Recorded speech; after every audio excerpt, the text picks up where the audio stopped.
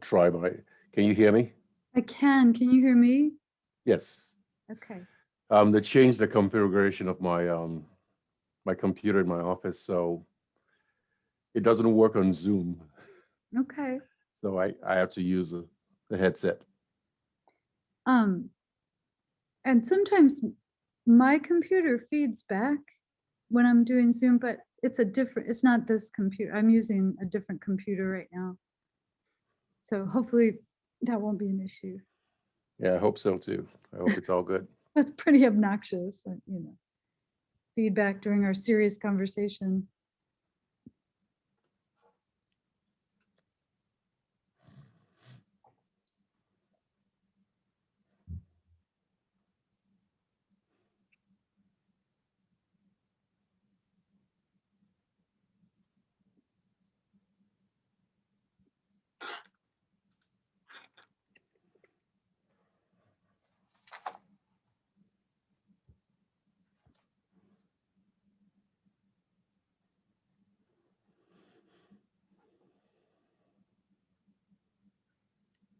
Hi, Susan.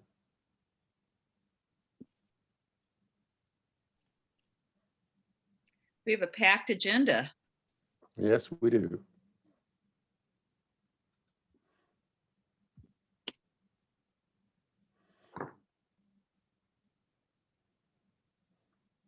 How's it going, Julian?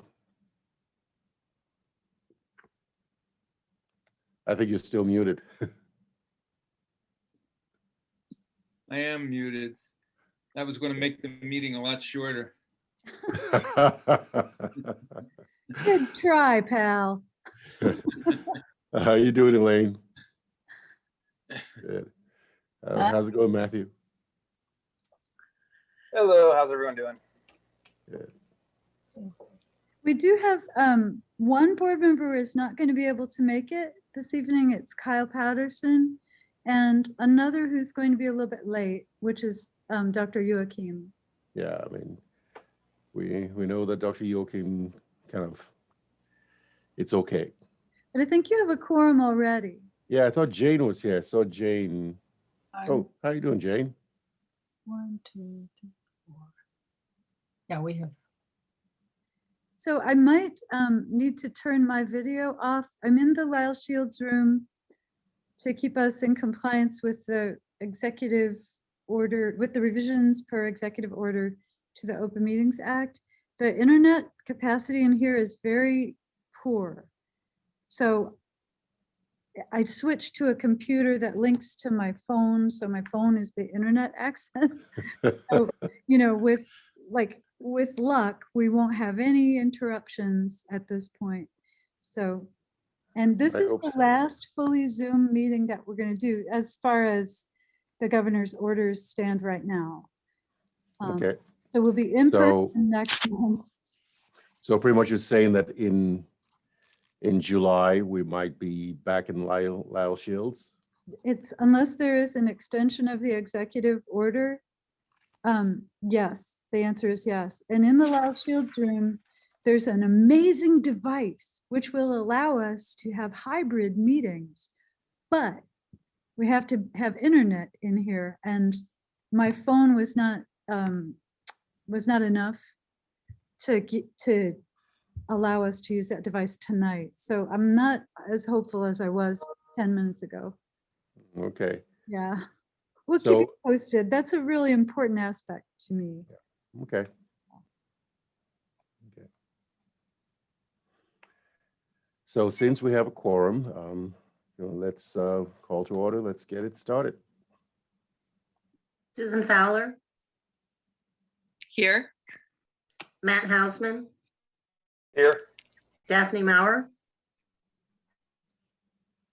Elaine Palencia. Here. Kyle Patterson, Julian Rappaport, Here, Jane Sprandel,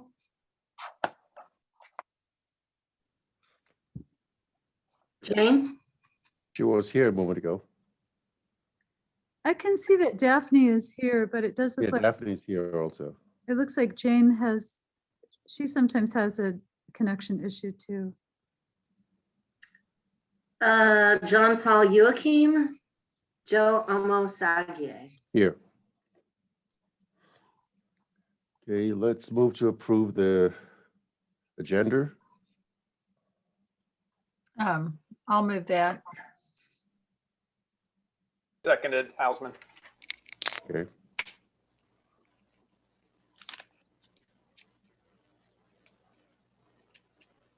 Do we do a roll call for this again? I can't. Yep, Matt Hausman, Yes. Daphne Maurer,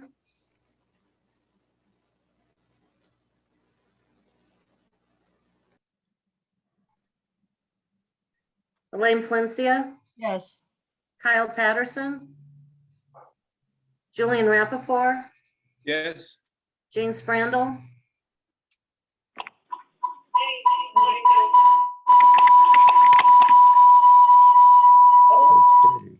Okay. I Sorry, think this that's- is Daphne Maurer. I'm here. Sorry.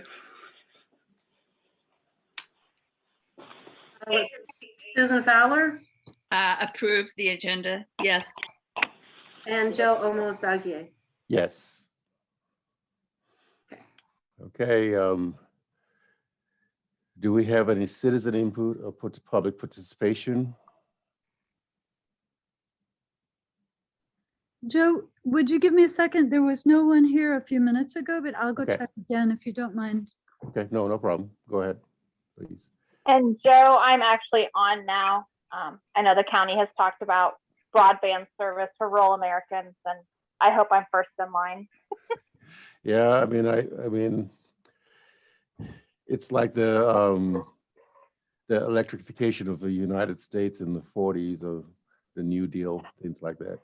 So hopefully broadband. Yeah, we use a hotspot, so I just cringe anytime we have a meeting now. I'm like, seriously? So I'm on my phone. Sorry for my dog. So no problem. No problem.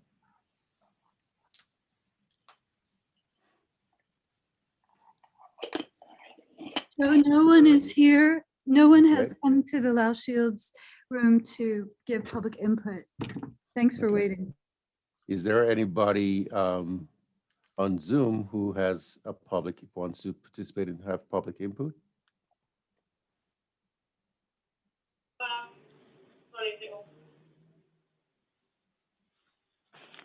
Is that someone? No, I think that's Daphne's phone line. Oh, okay. Yeah. Okay, since it sounds like there is no one, let's go ahead and move on. Just my comments are pretty brief. I mean, I think one of the things that we're seeing, there's been an uptick in some of the violence in our community, and it's kind of localized and centralized, and it's something that we can work on. I mean, I had a conversation with Leon, and Lynn and I have had this conversation. It's been an ongoing conversation. I know Champaign Schools is trying to do something with a restorative approach. So I hope our community, and also with the help of a mental health board, we can find ways to alleviate that issue of gun violence. There's always been violence, but the uptick in violence with guns it's been accelerated quite a bit. So that's my comment for now. Thanks. Lynn? Hi. So I would just like to add that, we're starting to see more data on the impacts of the pandemic that we are still in. My cousin has COVID for the second time and is very sick, and he's 21. Oh, So wow. it's still here. And that I read something today about a greatly increased suicide risk among family caregivers specifically, especially those providing care to 2 generations of family members. I know many of you on this call. I think a whole lot of us are in that category. So let's, lift each other up to the extent that we can. Other than that, we have known for a while about at least 4 times increased report of anxiety and depression symptoms, 4 times as many as any other year. And unfortunately, our community behavioral health system has not grown to meet that need. And we also see a record number of Medicaid enrollees. These are all bits of data that I've looked at today. I want to tell you two important things. One is that the proposal to the county board to use some of their American Rescue Plan Act funding to support vast majority of the applications that we were not able to invest in. They last week sent me a format that they'll be using going forward. So the team and I restructured all of the requests into the county's new format and resubmitted the request. They'll be considering it tomorrow night. And there is there are still some signs that they might pass it, but there are also some concerns being expressed. I'm trying to address those as I can, but I feel like, this was the right thing to do. We put a lot of time into doing it the way the county needs it done. So if it doesn't happen, I'm still going to be really proud of us, but just sorry that we can't expand the local system as quickly as I would like to. And then the final thing is we got a check today, and it was in memory of someone named Brad Bates. And Stephanie Howard Gallo did some investigating and found the obituary. This is a gentleman. May I read the obituary to you? Yes, you may. I don't know how he died, so there's that. This is obituary. It says Muhammad Brad Robert Bradley Bates, 50, passed away on Thursday, June 10, 2021 in Champaign, Illinois. He was born on March 17, 1971 to Robert Timothy Bates and Janet K. Fryman Learman. Brad is survived by his parents, stepmother Pamela Bates, stepfather Joseph Learman, daughter Elaine Beaver, siblings Amy Holdsworth, Joan McClure Davies, Anna McClure, Reed McClure, Cindy Bahunin, John McClure, Timothy Bryan Bates, Kimberly Marion, and Christina Taylor. He was preceded in death by his grandparents. Brad enjoyed genealogy and researching a wide variety of topics. He liked listening to music, and he played trumpet in the jazz band and marching band at Brigham Young University. Brad served in the United States Army Medical Corps, earned his bachelor's degree summa cum laude from Eastern Illinois University, and he was an Eagle Scout. Brad was loved by all, and he will be greatly missed. Cremation arrangements have been entrusted to Sunset Funeral Home and Cremation Center in Champaign, Illinois, and the address. Interment with military honors will be held at 10 a.m. on Saturday, June 19th, 2021 at Mount Olive Cemetery. Memorial donations may be made in Brad's name to Champaign County Mental Health.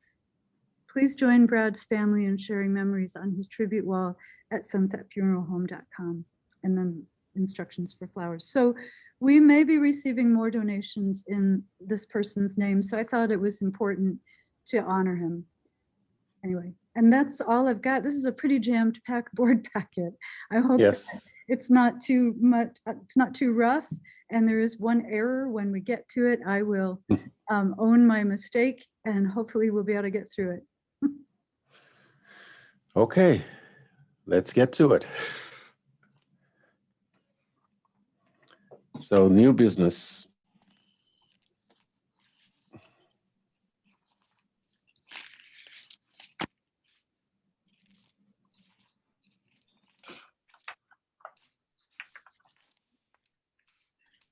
This is a first draft of budgets for 2021. Even though we know that there will be some revisions, I think it's really important for the first draft to come from you all and, from us with you, with your approval, because we will be meeting with county administration and also with the county board to discuss this budget. They will undoubtedly give us information that will change it. If we do receive that ARPA funding tomorrow night, that will also change the budget. There's a later request for action that could potentially change the budget too, and that's regarding the Scylla homes. These are, so we will almost certainly be bringing something back to you probably in September, but it feels good to me to have this starting point and that it is, approved by you, and that we've shared, or at least we've discussed it. If you choose not to approve it or you request revisions, that's okay with me too. Just feel it should start with the boards. So the highlights listed here have to do especially with anything that's different from last year. The projected tax revenue growth is the same as last year, but then last year it ended up being much higher than that. So that's one of the lines that almost always changes. So anyway, here are the two requested motions. If you would prefer to have a motion on the floor before discussing. So would you, I mean, is there, I so move. I'm happy to move the motion and then we can okay, discuss. thanks. So the motion to approve the attached 2022 CCMHB budget with anticipated and revenue and expenditures of $5,927,611. Is there a second? Sure, I'll second it. Okay. The discussion. I have one small, Yeah, go ahead, Elaine. I have one small question.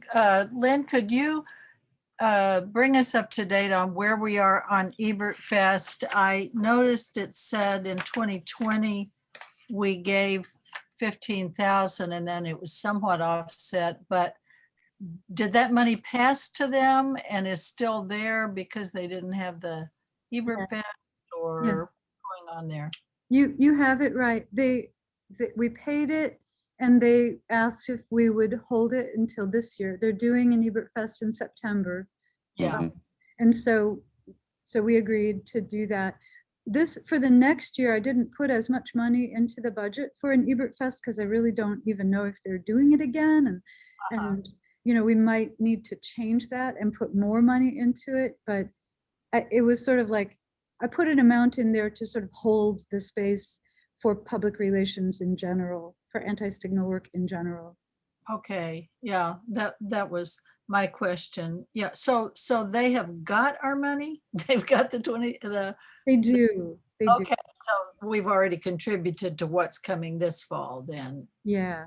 Okay, got And it. hopefully we had done quite a bit of the organizing and promotions, you know, that we're all prepared before they canceled the 2020 event. So, I mean, Stephanie is reorganizing the art show. Like that is never, like it just has to be done again. And she's working on that already.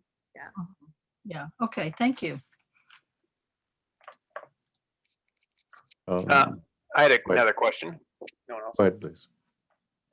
So Lynn, one of the highlights, and I know we're going to talk about the 211 service in the next section too, but in the highlight, you also mentioned the UIUC Evaluation Capacity Project. Is that the community resource website that they're putting together, that the UI is putting together? Or is that You're something right. else? That's exactly right.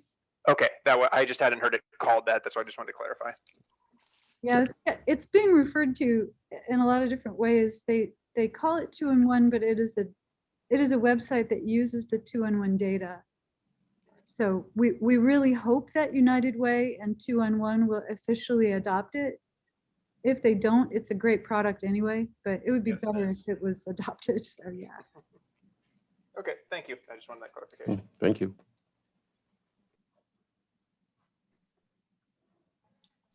Any other comments?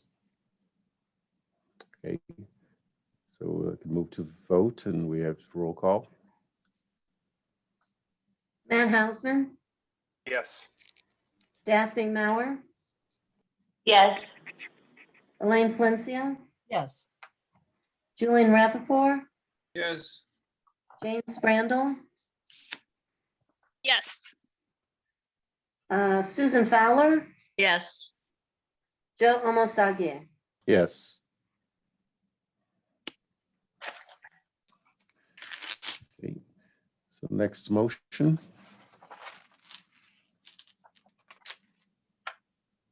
I'll make the motion to approve the attached 2022 SEALA fund budget with anticipated revenues and expenditures of $67,000.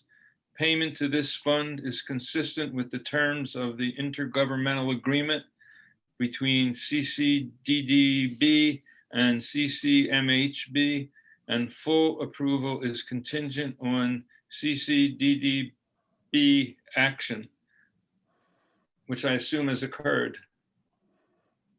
I will second that motion. And you are correct. The DD board met this morning and approved this budget. Okay. So any discussion or questions?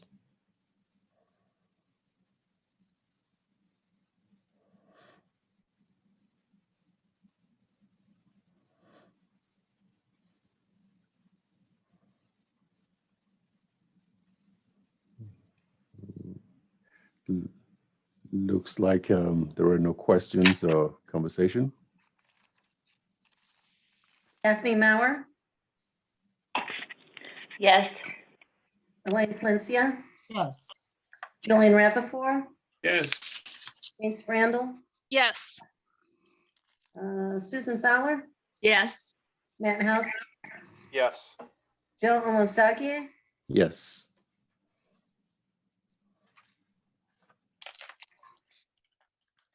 Okay.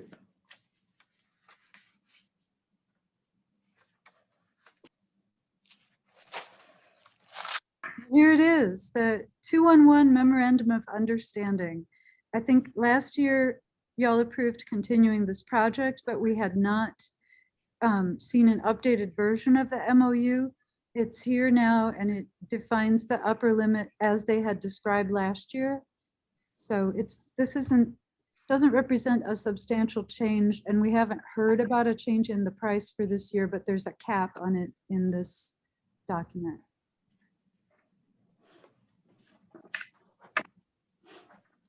And the DDB did approve it this morning.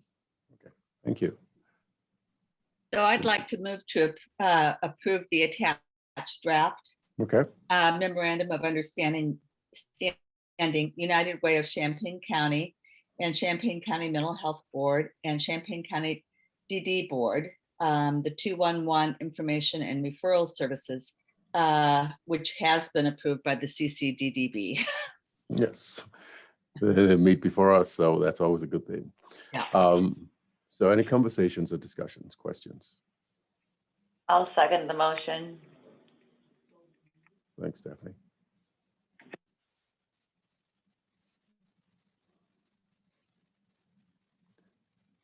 Any questions about 211?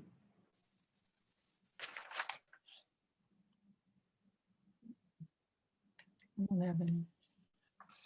Comments? Move the question. Okay, let's move to vote. Julian Rappaport, Yes. James Brandel, Yes. Susan Fowler, Yes. Matt Hausman, Yes. Daphne Maurer, Yes. Elaine Valencia, Yes. Joe Amosakie, Yes. John's here. John Paul Joachim, Yes.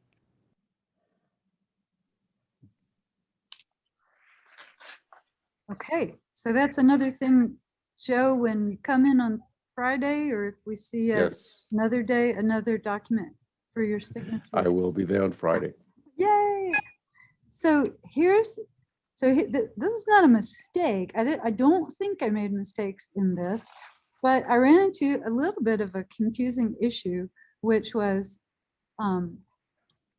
you have term limits in the bylaws, which I assumed that you would want to continue. What I learned, so everything that's in green is either the change, with a strike through, or like if it's got these brackets, I'll take it out. So the final draft will not have all these edit marks on it.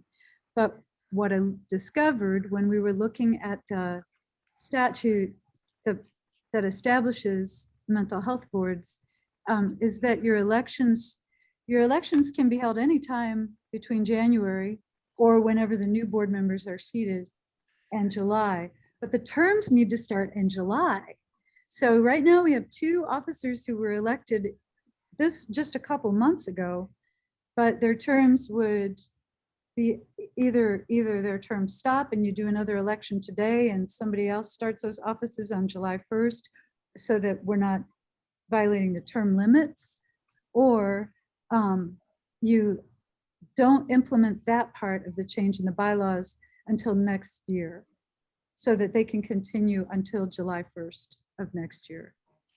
So does that make sense? This was just, I really didn't know how to solve it. So I put a different effective date next to, I believe, the election or the terms. So, but otherwise I felt that a number of people worked on this and had a lot of input. And we also looked into the Open Meetings Act and to the mental health, the Community Mental Health Act, and found a lot of room for improvement. So I'm really glad we took this on, and there are a lot of changes. Here it is. This is where I wasn't sure what to do. The terms of the officers. So.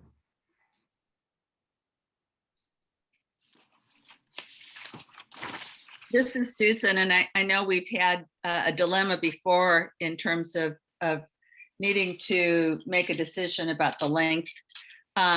Given that we've just gone through an election, I would recommend that we continue with our current slate of officers and not make any changes and do the update when it becomes a natural time to do the update, which would be next July. Mhm. We have that flexibility. That seems to make great sense to me. So if you do that, I think, June is sort of a nice month for business like this. So I do, if you all are okay with that, with what Susan just proposed, I think that would work. Like it, Okay. wouldn't add too much to your workload. So I guess the real question is, are the officers okay? I mean, I'm okay with whatever the board agrees upon, so I'm fine either way. But I Yeah, agree and this is probably the easiest route. I'm fine with it. Great. Any questions or comments? Not about that, but I do have a question of Go ahead. another thing in this document, which I just would like a clarification from, Lynn, perhaps. On page 18, at the top, maybe it's just that I misunderstood previous conversations about this. It says that the Champaign County Mental Health Board shall recommend nominees for membership to the county executive and chairperson. I thought we didn't make such recommendations. this And is so if I'm incorrect about that, it would be important to know it, so this because is- yeah, we've never done that, certainly as a group, as a body. right. I mean, that's in the old bylaws and we didn't change it. So if that's an additional change that I should make, I think you're not in the habit of doing so. I don't think there's harm in doing it. I tend to leave the appointing officers alone and not bother them about their appointments, just because it can get like sticky. And there was a comment at one point from a county board member that the previous director should not be able to select his bosses, and that there's some truth to that. Well, So, there's a difference between selecting and recommending. right, but you are not me. You should be able to make recommendations as you like. So this has been in the bylaws and it could remain in the bylaws, or we could change it. Since it does say shall, and it's not the habit of this board to do so. That's So because- change it from shall to like can, or Yeah, I was may, going to suggest may recommend. Well, let me just further clarify what Lynn is saying, because this actually, my fault for not reading all this carefully in the past, because I do remember asking about this and being told explicitly that, no, we don't do that. So if this is, did you say that this is the way the state law is constructed? Now, this is your old bylaws. That's something I didn't change from the old bylaws. And it doesn't, I may be wrong, but I don't think it violates the state statute. The one thing now though, isn't the members usually the application goes to the county board typically, and then they decide. That's right. But this says that it seems like a small matter, but I don't think it is a small matter, actually. Well, it's also that I think the wording is quite ambiguous. I had, until just now, I had read this to mean that you would tell other people about vacancies and recommend to them to apply for, for membership on the. Well, mental that's health not board. what this says. Oh, it's not what It says we shall recommend nominees to the county executive and chairperson. So Should we it just says- strike the whole thing, that whole line? I don't well, think. it depends on what we're trying to accomplish here. I'm in favor of actually making it clear that it's appropriate for the county board as constituted to make recommendations. And they could make them publicly if they want to, or privately, however they want to do it. But I don't think it's inappropriate for the board members to make recommendations. You don't want to give away power, and the power is there now. So I don't think we should take it out. I'm a little surprised at this, that I didn't notice this before. Whenever I asked about it, I was told that we don't have anything to do with it. Well, actually, we used to. And then it was just recently that the executive director said to Lynn that it was her purview and not ours, because I used to actively recruit and talk to people. Well, I've done that too, but yeah, but individually, and, right. And this says the board. Oh, Yeah, I don't think we want to give up the opportunity to. Now, whether or not we are going to be listened to by the county executor, that's another story. But I do think we continue to recruit. And I think maybe in Joe's capacity, he could say, hey, I know that Bob Smith has put in an application. I've worked with him. This would be a good fit based on the board I currently, direct, oversee, direct, whatever.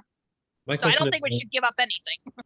My question though is why does that need to be put in writing? Can't we just do that even if there wasn't a bylaw for that?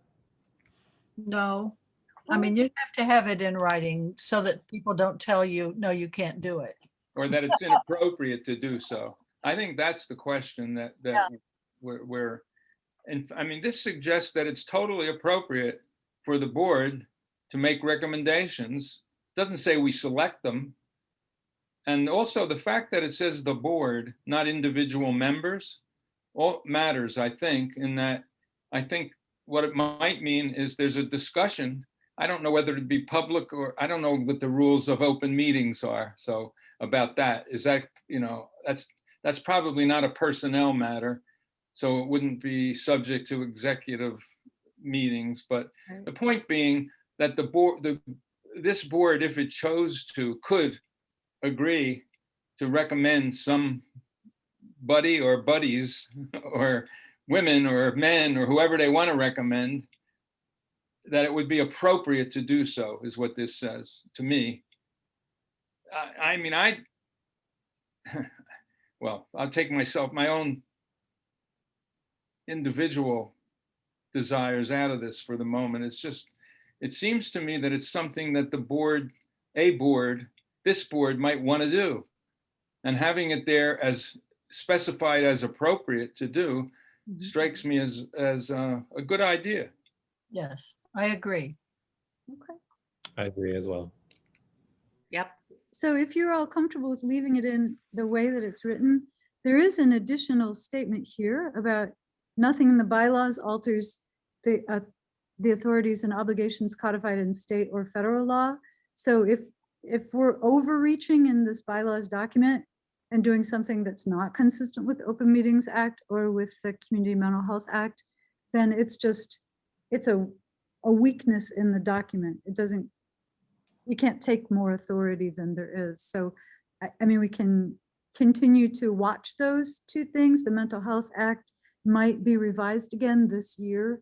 We can keep on a lookout for any change around this, but just for context, doesn't always matter. Other 708 boards do this. Do what? They make recommendations about other nominees to the board. Yeah, okay, good. It looks like in the Mental Health Act, it's on page 23, section 3A, the last paragraph. It reads that So who's speaking? Daphne Maurer, sorry. The Community Mental Health Board shall be appointed by the chairman of the governing body of a county.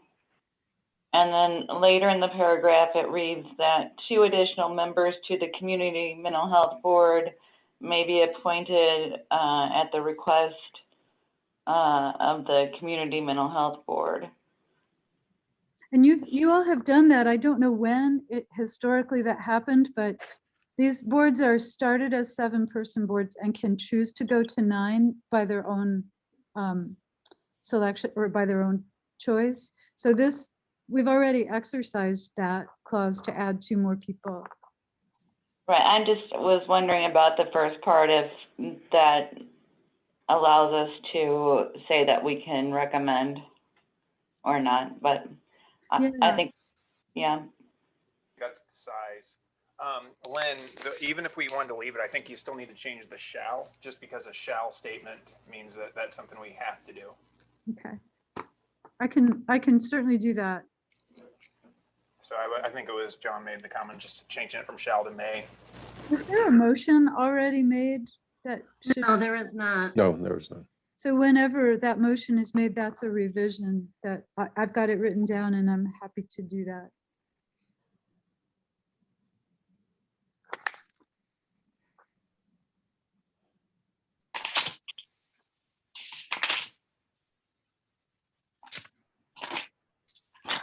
So is there a motion to be made now? Yes, I'll make a motion Okay, thanks, Susan. to approve the attached draft of revised Champaign County Mental Health Board bylaws with the one change of shall to may. Okay, Upon approval, strike through highlights and bracketed comments will be removed from the final version. I second. thank you.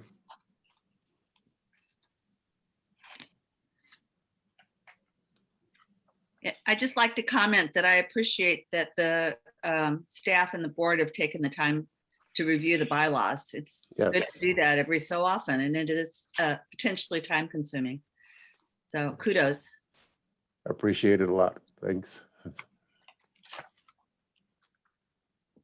Just a question, based on what Susan said earlier, do we need to make an amendment to the motion about going into effect in June, or however we said that? Oh, Yes. so we have to repeat the motion and add that.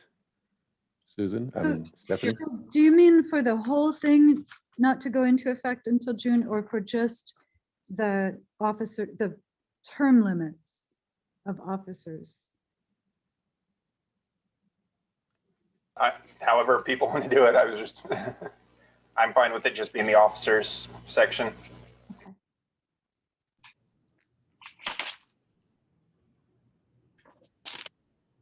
So does that need to be stated directly in the motion?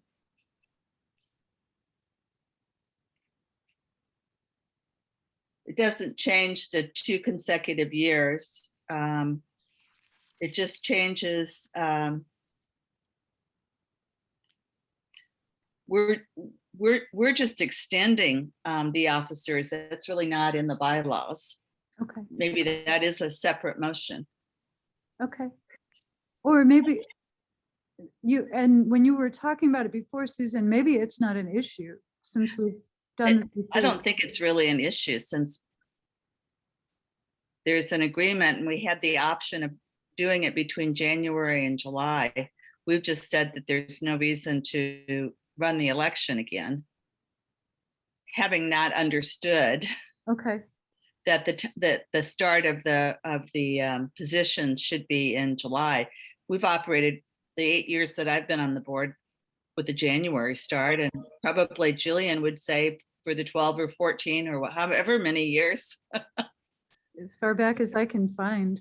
Yeah. If I could Wait. remember. Yeah, so we're simply violating the term limits, but everyone is agreeing to do that. On this one occasion. Just this one circumstance, yeah. Okay. So does my revised motion still stand, changing the shall to the may? I Matt? think so. I think so. I mean, I'm not a parliamentarian, so. Yeah, Kyle's not here. So. Exactly. But yeah, I'm fine by it. I just didn't know if we needed to do that or not.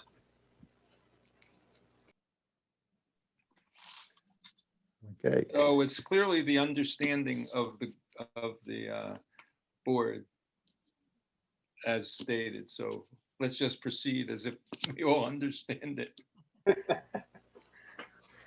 There's no Or call the objection. question. Mhm. Are you ready for a roll call?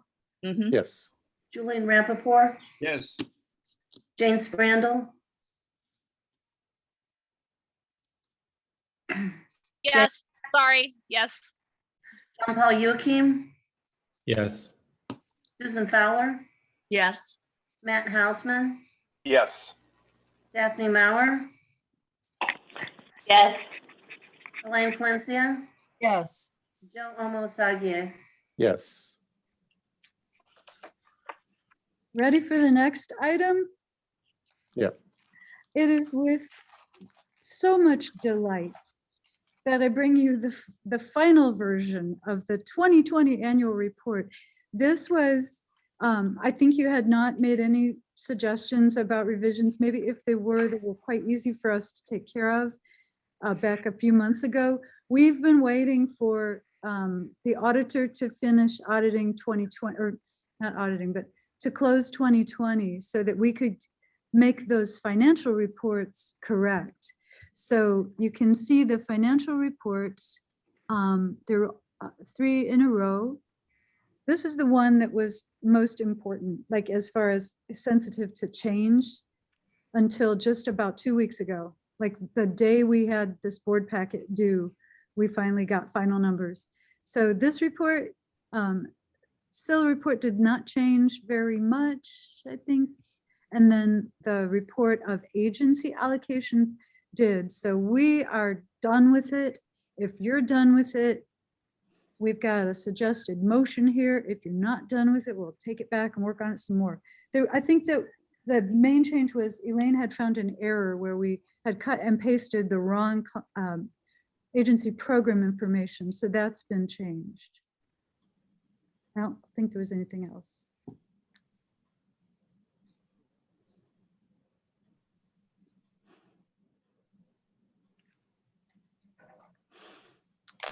And was there a motion on the floor?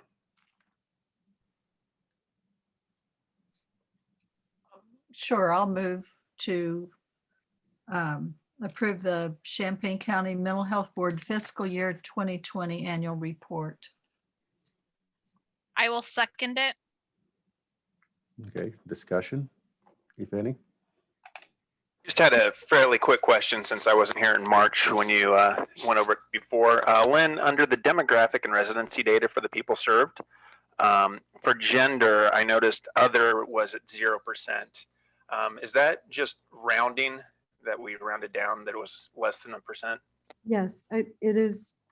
There definitely were a few people who used the category of other, but this is like several thousand individuals. So Right. yeah, thank you for asking. If you want that information, I should be able to find it. I was just curious if that would be something that we're not zeroing it out, if it would be something that we include it to the 10% or however what it would be, because I figured that would be that's just my thought that to make it more inclusive, but That's a great idea. Do you want me to add that to the final version? I think it would be helpful. Yeah. Okay.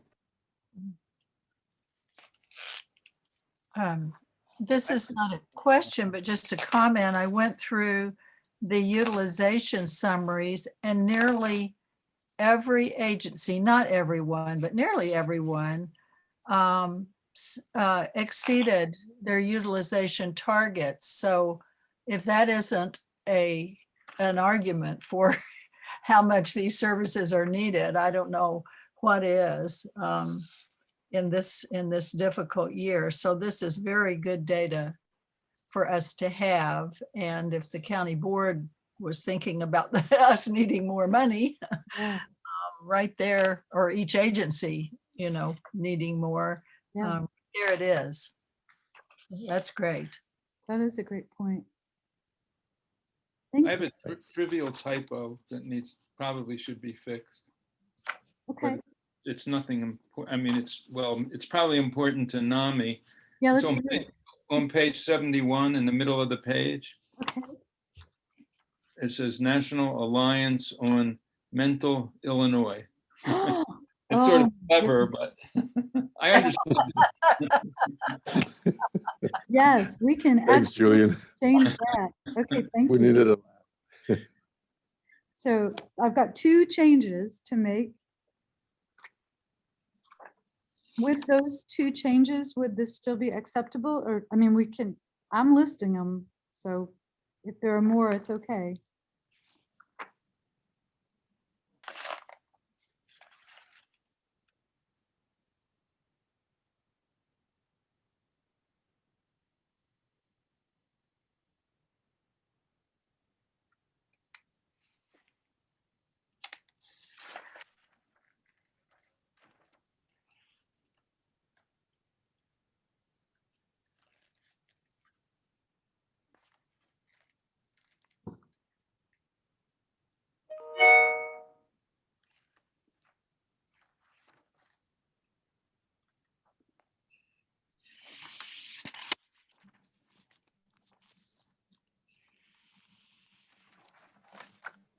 Okay. So anything else? No. Let's go ahead and take a vote. John Paul Joachim, Yes. Susan Fowler, Yes. Matt Hausman, Yes. Daphne Maurer, Yes. Elaine Valencia, Yes. Julian Rappaport, Yes, Jane Sprandel, Yes. Joe Omosagie. Yes.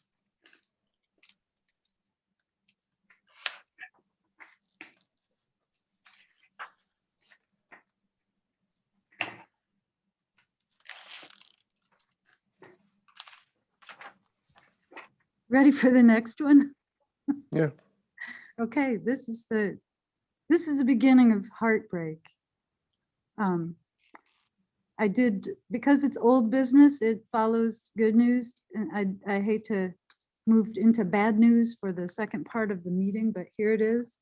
This is for 2 reasons, because our associate director for intellectual and developmental disabilities has really turned over every stone and it's not just recently, she's been working on this for over a year, trying to find another provider of SILA services who would come here and take over the effort that we've been engaged with since 2014. And it's just gone very badly. The last provider we talked to was recommended to us by Ed McManus, who's somewhat of an expert around the state, and he recommended 2 agencies, which were Trinity and the one that we're using right now, which is Individual Advocacy Group. We met with Trinity, and they said they were actually having to close houses right now. They've recently closed some houses, and they're going to continue to close SILA houses. It's just not, some of the financial relief that's coming from the state is temporary, and it's also not sufficient to turn the ship around. So he even said to us, the very best agency in the state to do this kind of work is IAG. So we felt a real kick in the gut. But the other factor is that the market is really good right now for selling homes. So this morning, the DD board approved one of the two motions in this document, and asked that I maybe mock up a budget of what it would cost to just hold the homes empty for a year. So I've done some of that work already. The insurance cost actually goes up for vacant houses. I hadn't thought of that, but I guess it makes sense that there's a greater risk associated with an unoccupied property. But I'm still waiting for other costs just to be able to look at that. So here's where my big mistake. I'm walking around the office printing documents. Maybe I dropped a couple of memos and I switched the pages. So here is the second page of the DD board's memo in your board packet. It's the same except for, it's the same in every way except for the motion, because the motion is calling for pending similar approval by the mental health board. So we will have to change that in the motion in both motions. And then you can see the third page of the memo is here, but it's redundant to that one. So you could skip this one at the bottom of page 99 and do the one on page 100. This motion is very long because it was written by our attorney. I had some much shorter motions, and he said, no, this is what you have to do. So anyway, I hope that I'm very, very sorry about this. It's been a day of lessons along the lines of measure twice, cut once. So I'm very sorry about this. Anyway, but the content is identical. So. So I have some questions, Lynn, because I remember how difficult it was to agree initially to buy houses. Mhm. And then we only bought two, I believe, because of the expense associated with also renovating. Mhm. And so I'm assuming that you're looking at, if we did have to sell, that that we would recoup the costs of the renovation as well as the costs associated with the original acquisition. Or are the renovations so specific to group home features that they can't be recouped? Well, I don't know how that would work. I think the sale price is the sale price. So, over the years, we could be looking at a loss, but I'm not sure. We put a lot of money into those renovations, and I want to have the homes appraised because the inside of that house is kind of incredible. There are very few homes in this community that are fully accessible. So as long as it's in good condition and maybe we attend to minor repairs on the inside, that one could probably be valued much higher than it looks like from the outside. So I'm hopeful, and that's why I wanted to start with an appraisal of each house. And then my second question is the community demand still for Silas has not changed. Right. It's really the conundrum of not being able to find providers Right. to staff the houses. That's right. So And- go ahead. I'm sorry. That was really my question. No, I think that's exactly the spirit in which that question was asked of me, to develop a budget for empty houses, just in case. That there is language in the second big federal relief proposal, the infrastructure bill that has not been passed, would extend some of the increases that are going to help the DD system for the next 1 year, would extend those increases for, I think, maybe more like 10 years or 8 years. So that might encourage some providers to get back in the business. Remember that Illinois has consistently been number 47 or 48 in its investments in DD services. And the whole country has experienced this workforce crisis in DD. So we see every community in Illinois is losing SILA capacity. So in the spirit of your last comment, we could just hang on to the houses. and see what happens. I mean, that's, But at this point, we're just moving to look at what a realtor's appraisal would be. We're not actually agreeing to sell. no, it's two things. It would be, the appraisal's already happening. I don't have to get bids on an appraisal because it's not very expensive. But listing each house with a realtor, and this would be, I'm assuming we would do this separately because I think the second house will need repair. And I think the first house is ready to sell. So this is about soliciting bids from realtors.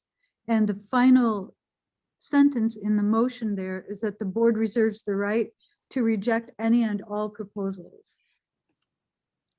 So if there's not enthusiasm about selling the houses at all, we could just do the appraisals and hold the houses and just make sure they're well maintained and that we have adequate insurance. But if there is an interest in selling the homes, we need to have bids from realtors because the amount of money involved is enough to qualify for a bid process. So just to make me understand this better, the reason why providers are not able to do this is because what? What is it that they need to be able to provide it? They need staff. And they can't get staff because the salaries that they're allowed to pay are too low? Right. And they're highly, like, these people are not just starting, like, they don't just walk in and start the job. It's a lot of training and a lot of very specific skills.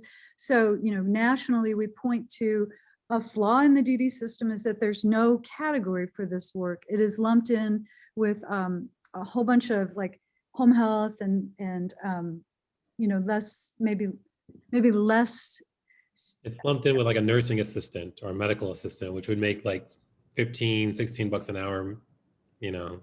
So is this problem, this is probably not only a problem that occurs here, and does it occur in other states?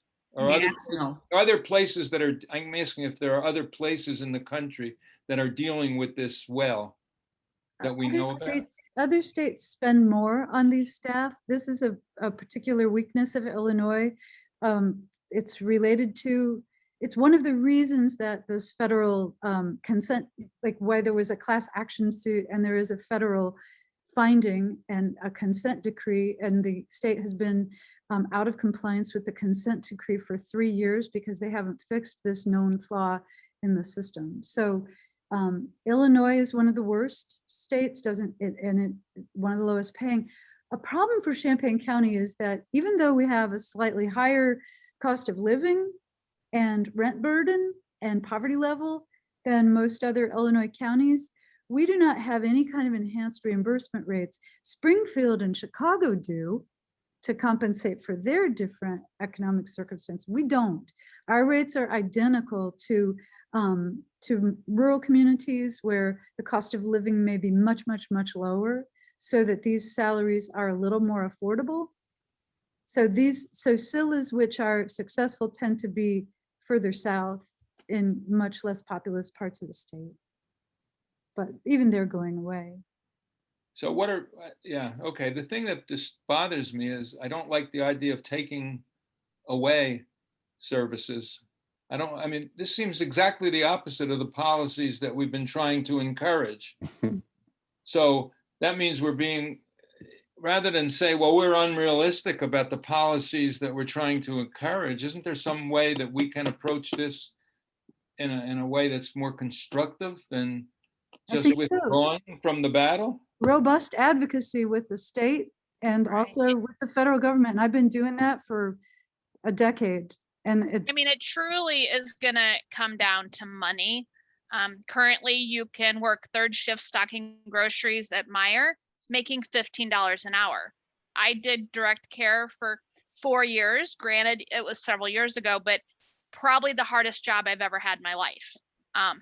Because again, any given day, you don't know what kind of day you're gonna have. You know, some of the clients need more assistance than others. I mean, it's an internally rewarding job, but there's not a lot of praise in this job. And again, when I was 18, 19 years old, I was sending letters to legislators saying I deserve more. I'm 45 years old right now. So, I mean, I've been banging that drum for a long time. And I mean, if we can come up with the money, that's how we can potentially recruit some good people into it. But Are we allowed to pay more? We Is it- can't. We're not allowed to pay more, even if we No. have the money. Is that? This is a Medicaid program, so the rate Mhm. is what it is. And so we need to advocate for increased rates, but we're not alone in that advocacy. That is a huge issue. You can see this great, like, impressive press release from the governor about spending more than ever on developmental disabilities in the state, but it is still $340 million less than the recommendation, which was created before the pandemic, about what they needed to spend on staff. So their rates recommendations are already outdated since it becomes harder to hire anyone Well, post-pandemic. this must vary from state to state, I guess, because the reason I'm asking, I wondered, maybe I'll just try to get, I'm hesitant to do this. I didn't realize until we're pulling the trigger that Mhm. this could be a mistake, and maybe it's worth just delaying it a little while and seeing it. And I don't see any reason to rush it, even though I realize I should have thought of this before. But, so I have a cousin who lives in Minneapolis. He had an autistic child, and he was very worried about what would happen at the point at which he and his wife got too old and they couldn't no longer take care of the child. And he got together with a bunch of other people, and they self-financed, bought a home as a group home.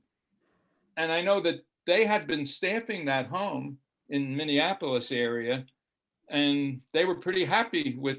I haven't talked to them about it lately, but I'm wondering how could they get around this? It means they're not paid through Medicaid, or how can Minnesota get around that problem if Illinois can't, is what I'm wondering about. Minnesota has such better services. They did get sued for, it was another class action suit because a lot of their group homes were out in the country and people were disappearing. So, right, so like that was a really bad thing, but their rates are good. Minnesota does a better job with this. It also is possible that that family may be paying the people directly and not using the Medicaid structure. So I have absolutely no problem with putting the brakes on this whole thing. We've been working on it for a really long time trying to find a solution. That does not mean that today is the day we need to pull the plug. The market is really favorable for selling homes. So it just seemed like a good time to offer this idea. I seriously have no problem, especially given the reticence of one of the DD board members this morning. We can just put the brakes on this. I can get the appraisals. I can also develop a budget for empty houses. And we just know that's what we may be dealing with for a time. It might be worth it if what happens is I don't think we were wrong initially to say that if a place were available, it's possible to find a service provider. Mhm. Now, okay, we run into difficulties now. That doesn't mean we couldn't find a service provider in the future, but if we don't have the resource, that's going to make it harder rather than easier to do that. So Mhm. we've already got enough into it, enough time and energy in it. And, I'm not exactly sure what I'm saying, but I feel very hesitant to throw away what could turn out to be something that at some point a provider shows up and they would do it and it would be good, or maybe the rates do go up, or, I don't know. It's sort of, or maybe we'll be successful advocates for. Okay. I never thought about this problem before myself, so. Yeah. This Sounds is like Daphne Daphne. Maurer, and I agree wholeheartedly and have been advocating with our legislators for us. And this is probably the stupidest question on the planet, but I'm going to ask because I'm so green at this. And obviously there are probably a lot of rules and regulations, but is there any possibility of repurposing for an amount of time until we can get service provider in there. Yeah, I was going to follow up with that, Daphne. That was the same question I was going to ask. If there was some way we could work out an agreement with someone else for another purpose for that. You would one or have to both work it out with the DD board, but I'm happy to look into that. You know, Okay. yeah. And if y'all have John? ideas, Well, because I was wondering, because you made the comment, Lynn, about it being one of the few fully accessible houses. I'm wondering if the university could have some kind of a program for students that might have those needs that there might be a use there. Second question I actually had too, Lynn, is, and it sounds like we probably don't want to go with it, but what about the potential of selling just one of the two? I would like to sell them one at a time if we do sell them. But, you know, we can, yeah, I don't, you know, I had only thought of it as one house is ready to sell. I hadn't thought of which house and why. So, yeah, I don't know, like what do you do about this long motion that I wrote? Can you just ignore these motions? I don't know. Stephanie, how do we do that? Like put the brakes on these suggested actions, and then I'll come back with two things at some point, a budget for empty houses and then some possible repurposing memo. Can we defer to a future date? Yeah, Or table, I think you could Table. table it. we'd have to have the motion in place, but we could table it. Yeah, there's no motion at all yet. We've not made one. John seemed as if he wanted to say something a while back. Well, I mean, I know we've talked about this. I feel like a million times already. But you know, when you know, you guys, like Matt was talking about repurposing it for other groups in the community. You know, I don't know if like Cunningham needs more beds for anything. I know they're taking more refugees. So Pat Egg is here. I know they're taking more refugees from the border, and I don't know if Head Start needs more space because we fund them a lot. The other suggestion is I don't know if we can come up with an agreement with other groups in town, maybe one group in town that provides services for some other thing that they could utilize part of the space, that then they hire, like say the FTE for one of those workers at the Scylla is like 0.8 or 0.7 or whatever, but then they also get hired for another part of a program in that same building where they get hired at 0.3, but that pay it's a higher salary, so then it equals a higher pay for that employee.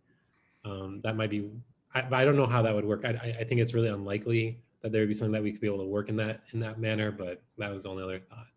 So this would have to be done through a request for proposals process. So I would probably have to have some, I think that the best thing would be for each of you and the DD board to have an opportunity to discuss ideas.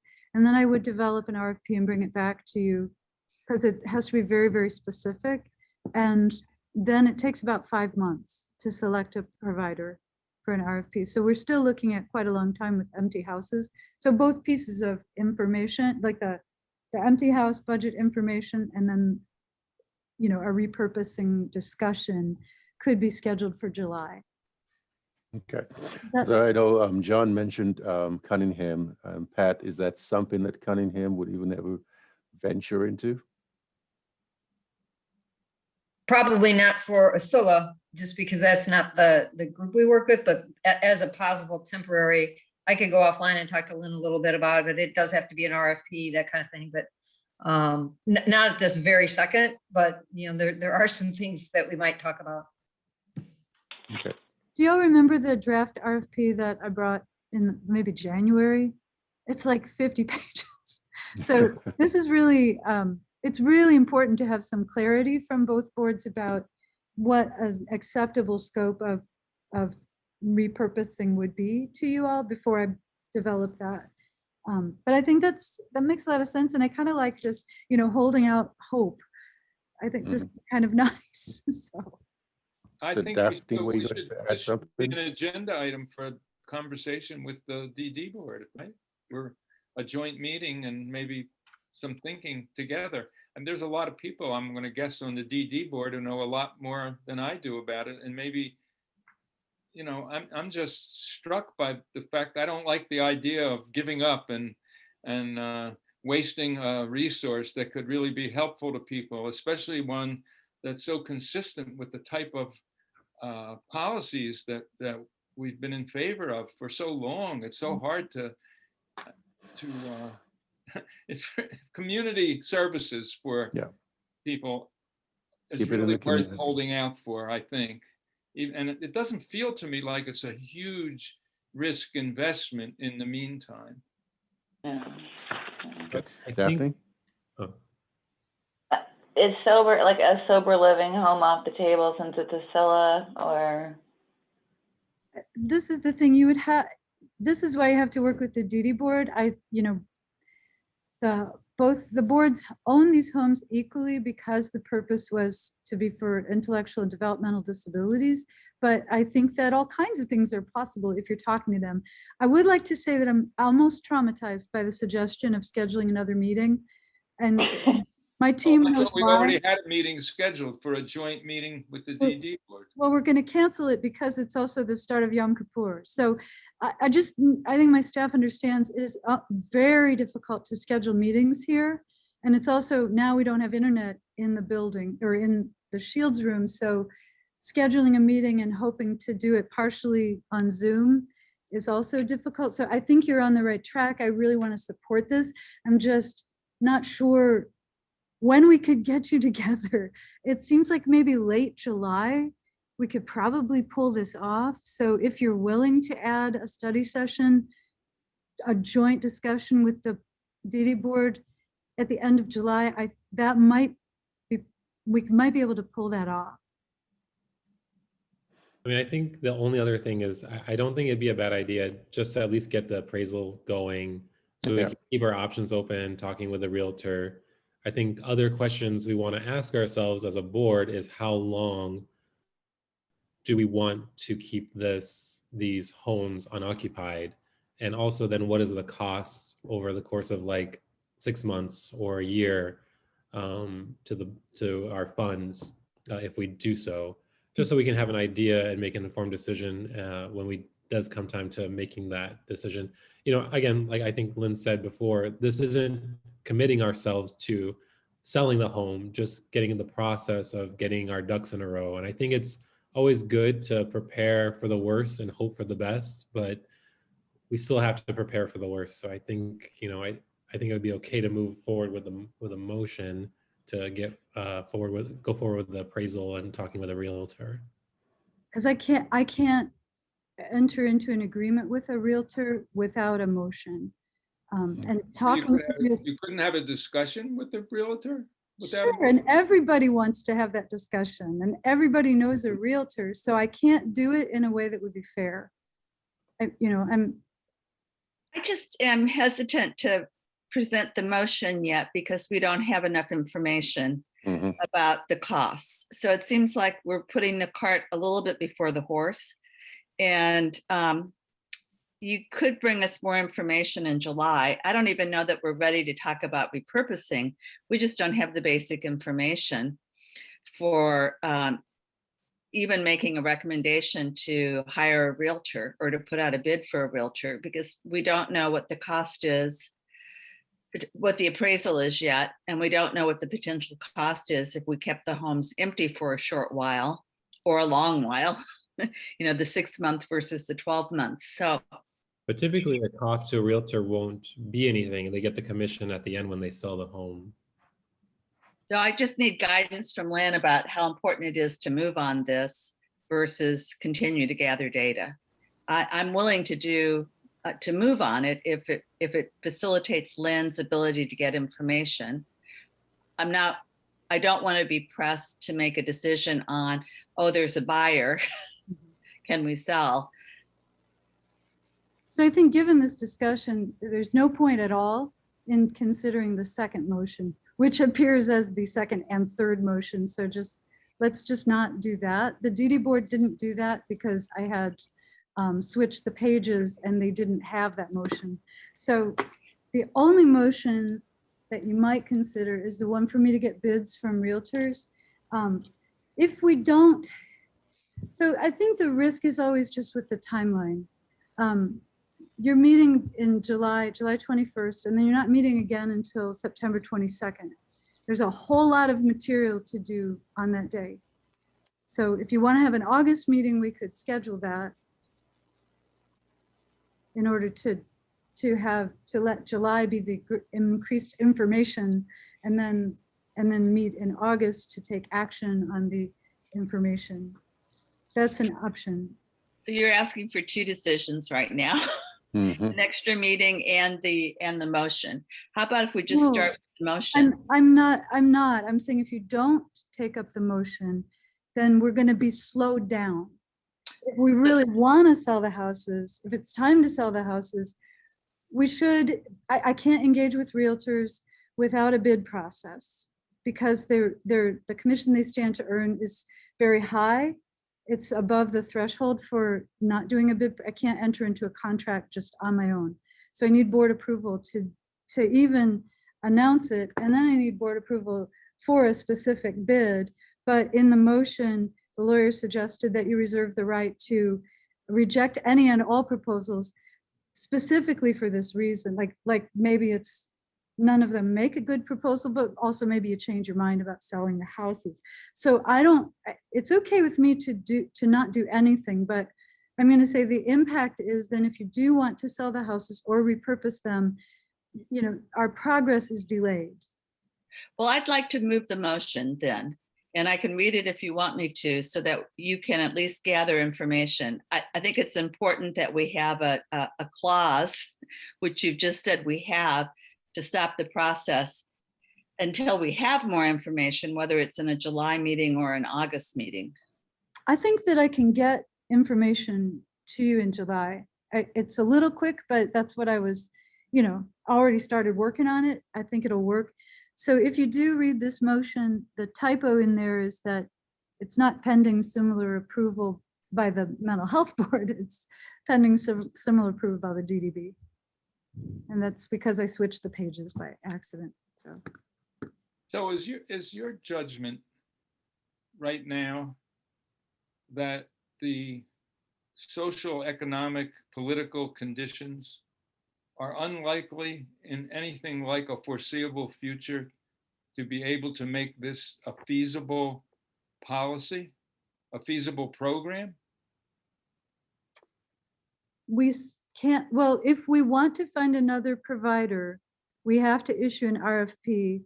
And we got the sense that there were no other providers who would do this here. We asked a whole bunch of them. Yeah, I'm fearful based on how things have been over the last couple decades that I don't think 6 months, a year from now, we're going to have a lot of providers pop up saying, hey, we want to do this, because it's a multifaceted problem. They have to have the investment in it also, but then they have to be able to find the people. And I just, just looking how things have been in the last, 20, 30 years, there's fewer and fewer of these companies. So I guess I'm hesitant to tell myself, oh, we'll find someone on the 7th month. Yeah, but right now we're just looking at the decision memo. So what we need to do is have a motion and not anticipate the future yet. I mean, I appreciate what you're saying, Jane, but the first thing is, do we have a motion? Can we have a motion? Oh, I'm sorry. I was just answering his question. Oh, I'm sorry. Okay, I didn't mean to. I'd like to hear from Elaine briefly, because Elaine does have a son in Acilla. Well, I do, and I don't know if anybody from DSC is here, but the staffing problems are significant, and they're always, I see a lot of turnover, and I think it is because they can go, well, several staff have just said to me, okay, now it's time for me to make some money. Now it's time for me to get on. I love doing this, but I can't keep doing it. And it's very disturbing, I think, to my son that he formed, as I said in my support letter, to get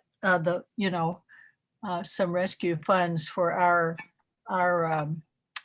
agents, our board. It's very disturbing to him that he forms over and over again relationships with staff who disappear from one day to the next because they've got to get, they get better opportunities, and they're so woefully underpaid, and he's a very difficult person himself. But then that all factors out into how the residents feel about themselves, that there's this, it's not a family the way you want it, because you don't have the stability of staff that you'd like to have. So that's what I'm saying is a very difficult situation for all agencies who want to do this. Just finding people to cover. I mean, this is 24-hour shift, 24 hours a day at these places, and to find that, and you can't just have, you don't want to just have one person there. I still have nightmares about what if they're short-staffed and there's a fire, and getting everybody out. That there are 2 people in his group home who are blind. He's in a wheelchair. I mean, it's just always a worry. And so I see the big problems. I'm not surprised at all that they can't find staff. And I thought that from the beginning when we bought them. And there was this idea you'd have 4 of them. And I thought they'll never find staff for 4 homes in this county. So that's what I see. And yet he's in a wonderful home with wonderful people helping who are there, and the staff is trained well, but it's all goes back to the fact that they're underpaid. And they're not allowed to be paid more, even if we could find the money? No, it's a Medicaid issue. Mm-hmm. The one question I had is, do you guys know what is their next step up? Like, are these people that end up becoming registered nurses or LPNs, or is it some other path that they go down? I don't know, because it's a small sample, but I know a lot of people who changed careers. Yeah. So I was wondering if a lot of them become like registered nurses, I was wondering then if the board could then provide a scholarship that pays for their whole nursing degree, while they're providing service to the SILA, because then that would supplement their income in some way. The people I'm thinking about have all gone on to other, you burn out for one thing, or they have families, young people who begin to have families, and the kind of time and emotional investment you just can't do. So. But the kind of thing that John is talking about, is that permissible?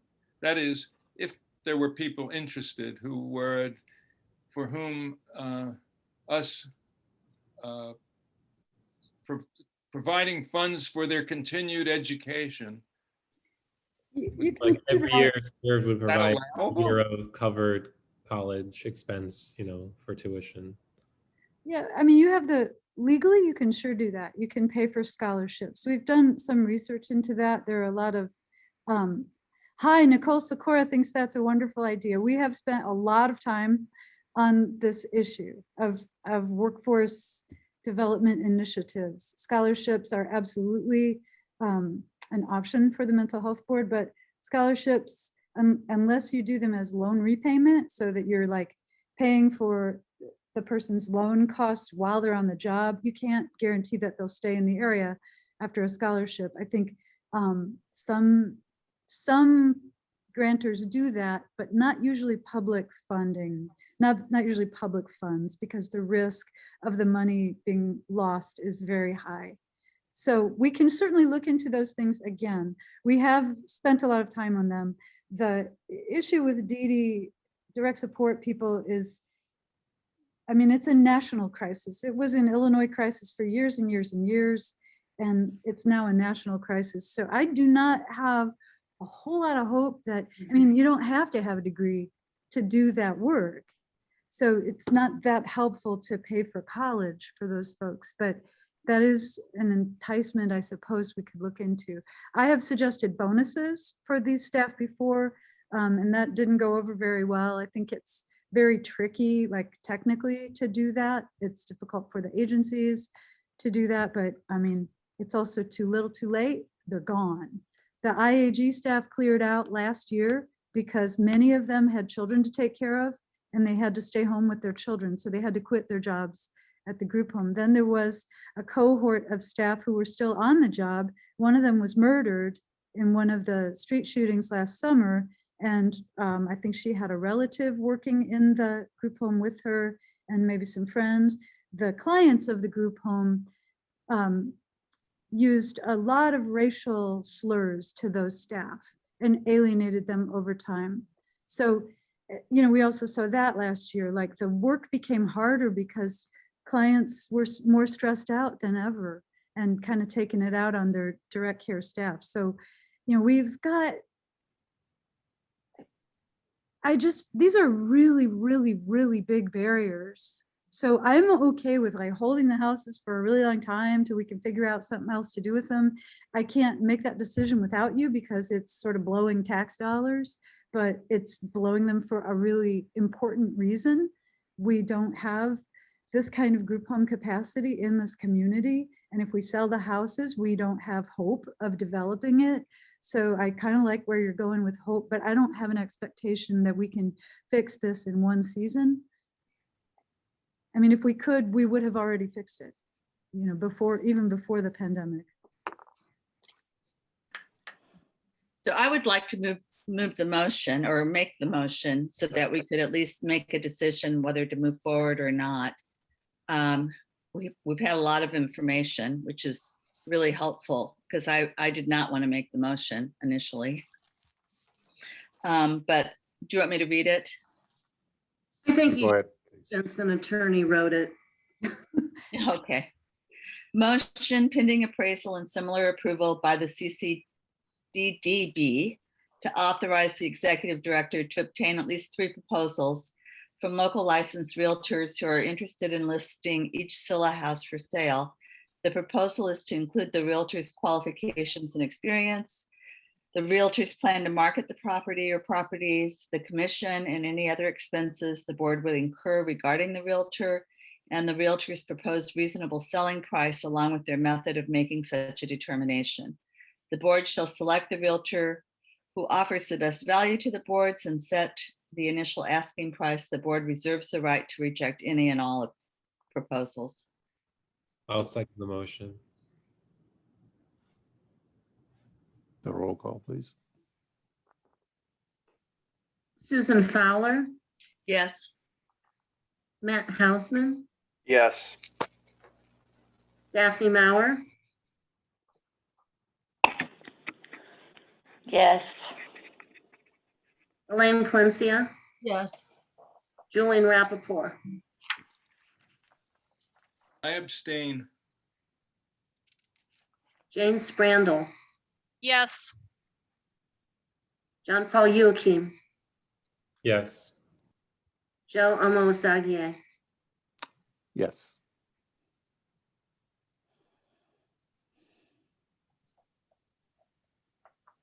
Uncomfortable.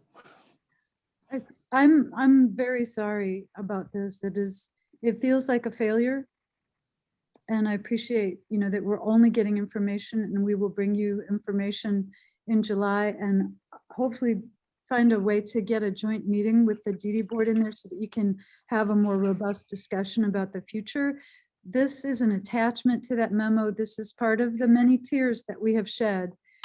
This was written by a board member of the DDB. And it's a hard story, but it's also a really typical story, unfortunately. So I just wanted to make sure that y'all saw that was in there too.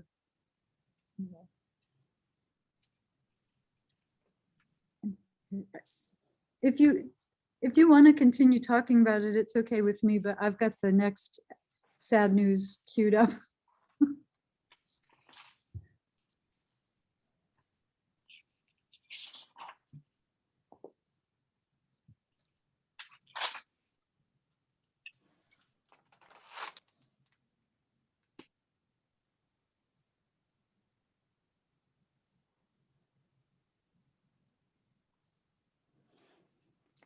So let's move on to the next one. Expo.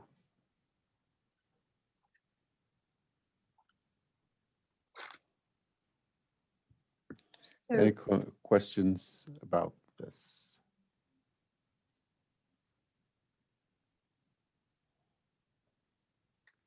so again, behind this situation also, there's an awful lot of work by Kim Bowdry to present solutions, to work towards solutions. And I think, and I don't know if Kim wants to speak to this. She's been very central to the work.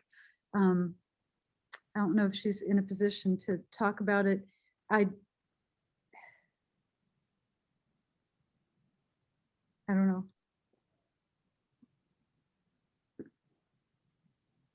We had, I think the main barrier here is that there are not enough people, even on the steering committee, who can commit to the work that it takes to run a normal in-person expo, let alone one which requires reminding people to put on masks. If it were not open to the public, it would be a lot safer. I think we've had some safety concerns even before the pandemic, like it's open to the public. So people wander in who probably shouldn't be anywhere near children.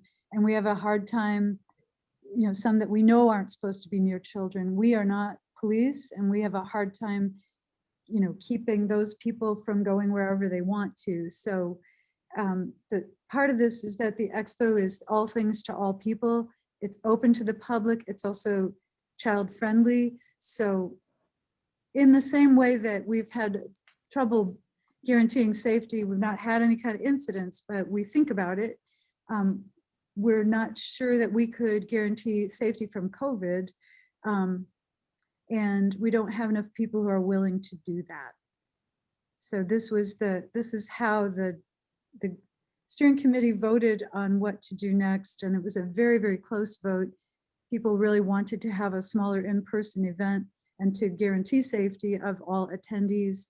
And then other people were saying, you know, we don't have enough people to do the work. So let's continue to explore these other ways of getting resource information to people. Some things we're already involved in, which could be enhanced. So that's what they ended up deciding. I'm not sure. Kim, if you could speak to this, it'd be great. But if not, maybe enough information is in here that if y'all have questions, I can just mute myself. Sorry, I just had to shut the door, so I needed to get up and close the door. Another concern of the steering committee was the population that comes out for this, being a susceptible population. Many members were not comfortable hosting an event that we would expect a susceptible population to come to. But I do think the biggest issue in bringing anyone together was the ability to staff an event that heavily relies on volunteers. And as Lynn said, several members of the steering committee couldn't even, or weren't even comfortable committing themselves to the event in October. And so there was a vote taken, and the vote was 7-9. And so at this point, we are working on ways of enhancing the online, the resource directory, the booklet, and the Expo website. And we are looking to get that information out to groups of people that need it, and trying to figure out how we reach the people that we don't know how to get to. And they will be doing some smaller, having booths at smaller things. Like somebody was gonna set up a booth with the booklet at the county fair and do other types of events like that, where, you know, maybe they're reaching the general population who knows somebody who needs a resource, rather than having this large event and bringing a rather susceptible population together.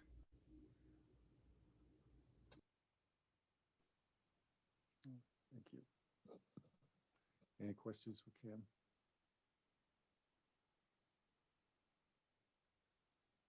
I think that we have to trust our committees, even though it was a close vote, and not repeat their conversation. Mm-hmm. Yeah.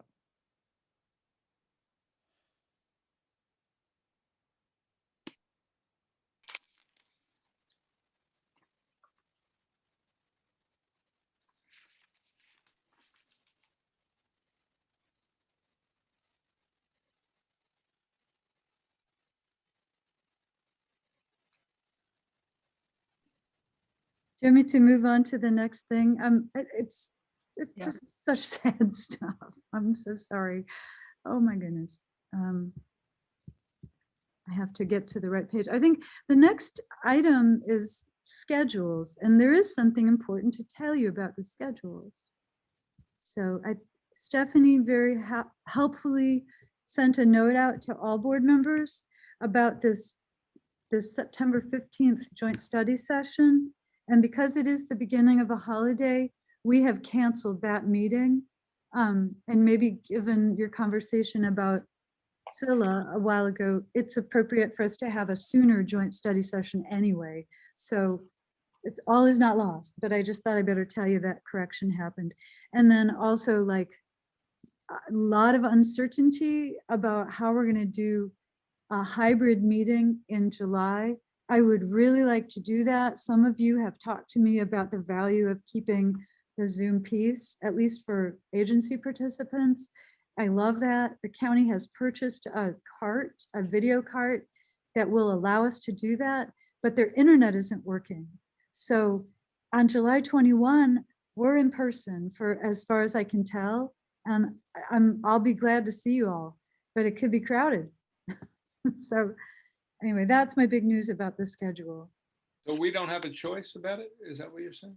No, unless the governor's executive order related to the emergency is extended again. Right now it expires on Saturday.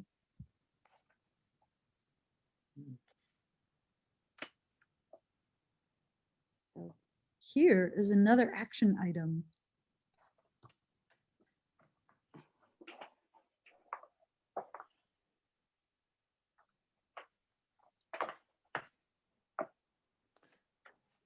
Are there any corrections that need to be made here?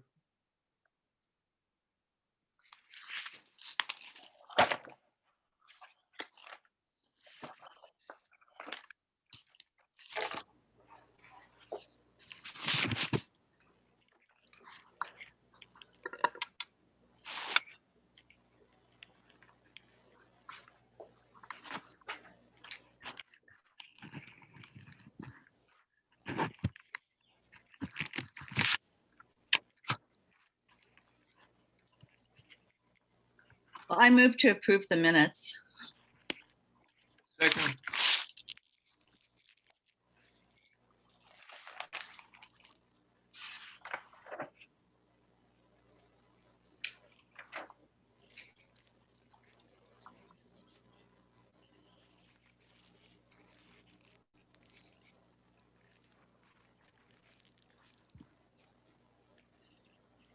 Do you have any discussion? No. Hausman, Of the minutes? No. What's next? I'm going to do the roll call. Matt Hausman, Yes. Daphne Maurer, Yes. Elaine Palencia, Yes. Julian Rappaport, Yes. Jane Sprandel, Yes. John Paul Joachim, Yes. Tim Fowler, Yes. Joe Romo Sagier. Yes.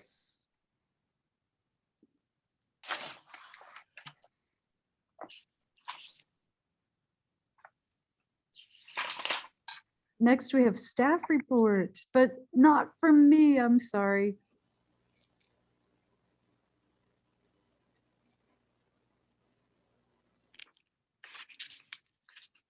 Leon's report is quite interesting, I think, Yes. particularly the Champaign County continuum of services providers to the homeless information there, which is not unknown, but nice to have it there in one place to be referred to as important information. So I appreciate getting it.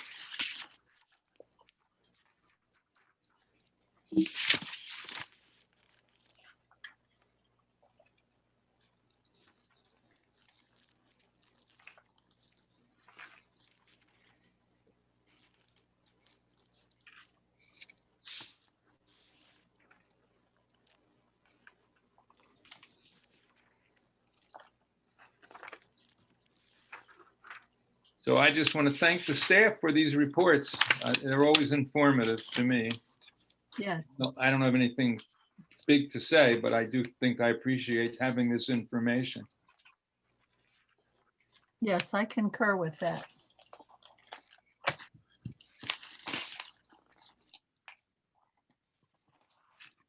And then,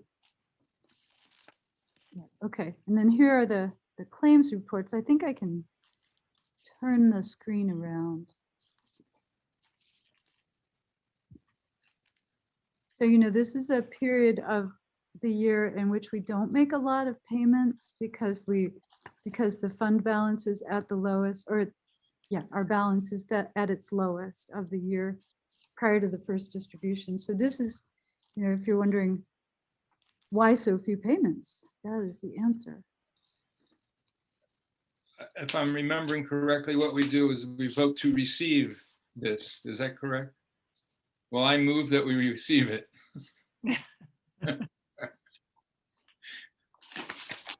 Seconded.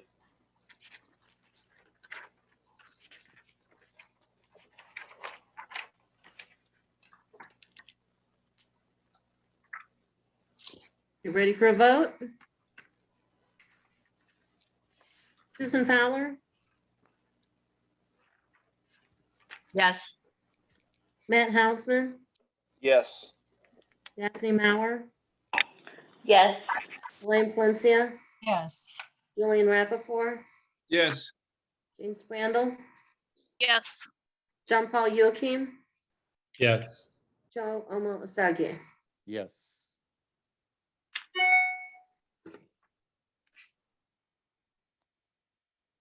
So,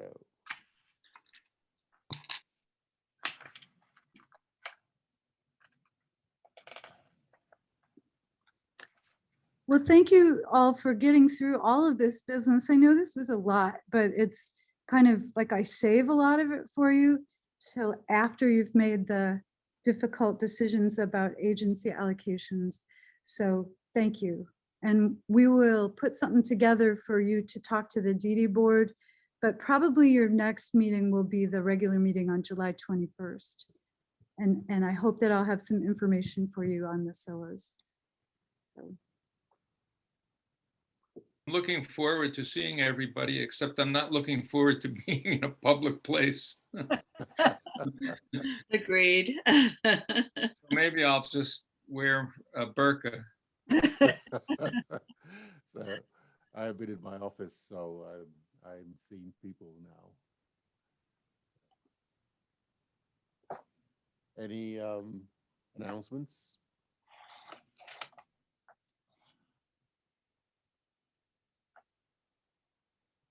Bye, y'all. Move to adjourn, anybody? Yes. I'll second the motion to adjourn. Thank you. Okay. Need a second? Okay. I don't think we need a vote on it, do we? We don't need a vote. Yes. Don't we just declare it? Yep. We had Okay, bye. nice long- Have a good one. Bye. Thank you. Take care.